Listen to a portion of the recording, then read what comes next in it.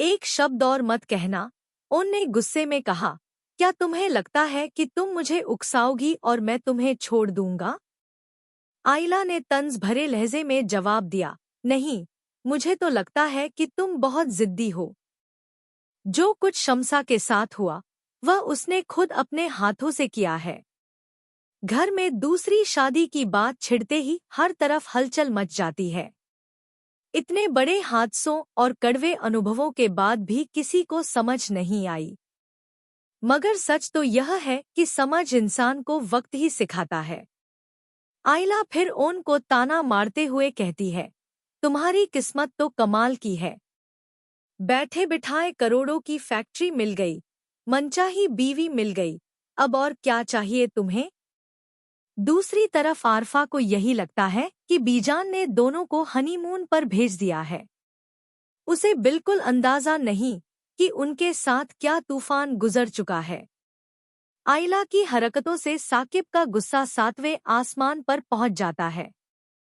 वह गुस्से में ओन से कहता है, मैं इस लड़की की शक्ल तक नहीं देखना चाहता।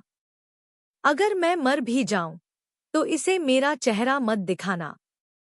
इसे अभी इसी वक्त यहाँ से लेकर चले जाओ। साकिब की बात सुनकर ओन बुरी तरह परेशान हो जाता है और तुरंत आयला को लेकर वहां से निकल जाता है। लेकिन हैरानी की बात यह है कि आयला उसका शुक्रिया अदा करने के बजाय उसी पर बरस पड़ती है। वह गुस्से में कहती है, तुम्हें दौलत भी मिल गई और वह लड़की भी जिससे तुम मोहब्बत करते थे। तुम तो किस्मत के सबसे अमीर इंसान हो।